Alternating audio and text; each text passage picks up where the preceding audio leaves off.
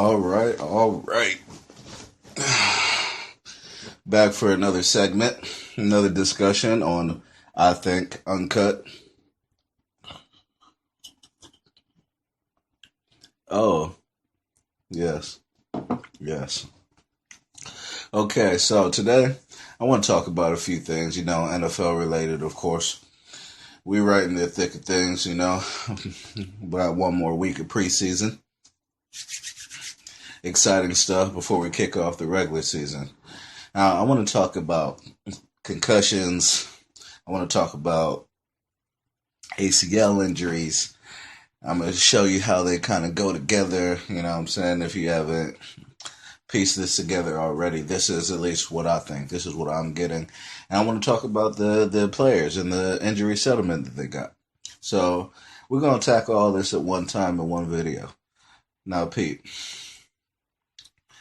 the players, old NFL players had their lawsuit against the NFL about, CTE and the long term effects of the head trauma that they experienced while they were playing in the National Football League. Okay, if I'm the NFL, I mean, I understand why they fought it tooth and nail, not just because they didn't want to give up all that money, but it's like, come on, man, you didn't know, you didn't know. There's a certain naivete that I'm not willing to get behind here. Now, I understand that, yes, the NFL should have disclosed the information that they had related to the head injuries and how deep the injuries could go and all that. Yes, they should have done that. I agree. They should have. But you know what? When I hear all of these guys talk, whether it be the old players who are involved in the lawsuit, whether it be newly retired players, whether it be players that are playing in the game right now, they all say the same thing. They do it again. They wouldn't change a thing. They're all with it. Football gave them so much. They loved it. It was their dream, and that they want to reap the benefits. So if that's the case, then what are we really doing here? What are we really doing? What are we paying you this money for? Because we didn't tell you information that you should have had the wherewithal to kind of know anyway. But that doesn't even really matter because you do it all again. And I say that the part about being naive and all that because they act like they didn't know that there could be some long term effects. That's stupid. How are you gonna at a high velocity? At a high velocity, how are you gonna go run and smash your head into something repeatedly? Because this happens repeatedly in football.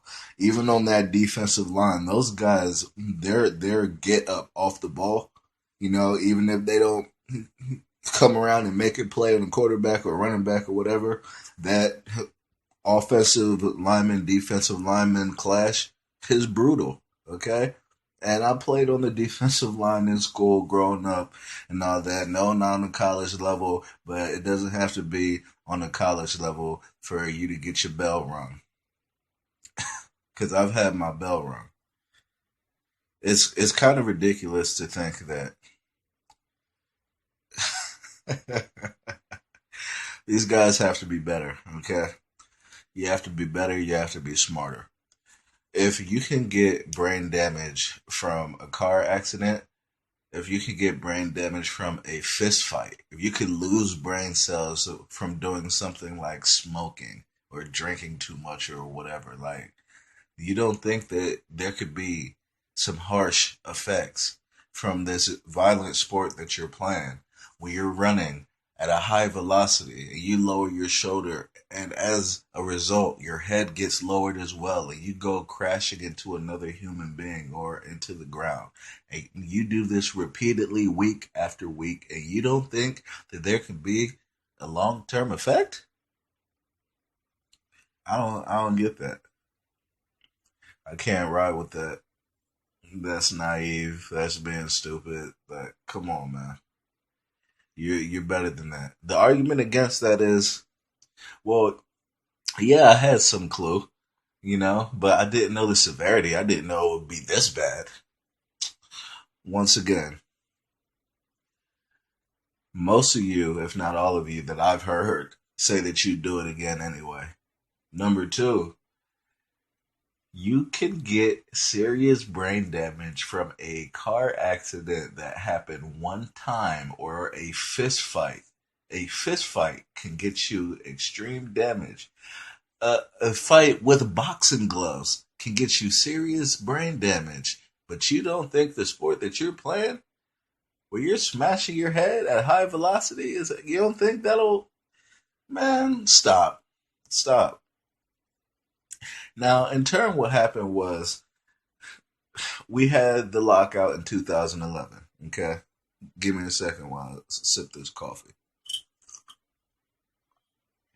We had the lockout in 2011, and what came from that is, the NFL, they're trying to protect themselves for the future. They don't want this to happen again. So we're going to protect the players. That's awesome, right? Protect the players, protect them by trying to eliminate the head hunting, throwing those flags more fierce and trying to train the guys to go lower and all that stuff. And cool. But what also came of it is no more two-a-days, okay? We're going to cut down practice time. No more two-a-days. You're only going to have up to 14 full padded, full contact practices for the entire year. For the entire year. That's all you're going to be able to have, okay? 14. You think that's enough? So you play football. You play football from about September, talking game wise, September to January, late in January, if your team makes the playoffs, if you make the Super Bowl the first week of February. If you don't, then it's less than that. So that means you have from January back to August, September when training camp starts, and August, September when the games begin again. You got all that time in between. And you think that you don't need all the work and conditioning that you can get to make sure that you're ready, that your body is ready to get back into that grueling sport? It's not enough. It's not enough. I think the two-a-days might have been necessary.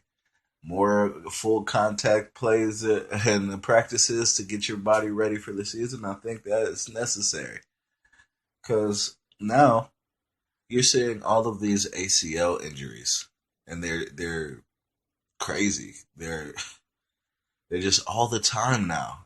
ACL, ACL, ACL. Now in 2013, there's the big spike, and you were like, man, there's a lot of ACL injuries right now, huh? Well, maybe it's just an aberration. So we need a bigger sample size. We're gonna wait. We're gonna see how it pans out. It hasn't been great. It hasn't been great. In 2011, overall for the entire season, there was 25 ACL tears. In 2012, there was 32 for the entire season. In 2013, there was about 31 ACL tears just in the preseason. In 2014, there was about 27 ACL tears just in the preseason. It's now 2015. There have been about 25 ACL tears, and the preseason isn't even over. We still have another week. Something's got to give, because we're having to see all these players that we're excited about go down year after year before the season even starts.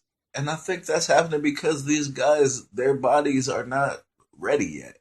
They're not prepared and conditioned enough to just come in, have some light practices, some light scrimmages, and then go into a preseason game. And you say it's preseason, but when the guys are out there, when the starters are out there, you don't think that they're trying hard?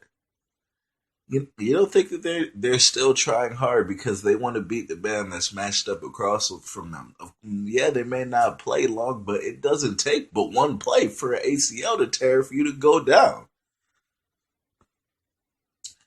I think this needs to change. We need to go back to there being more practices.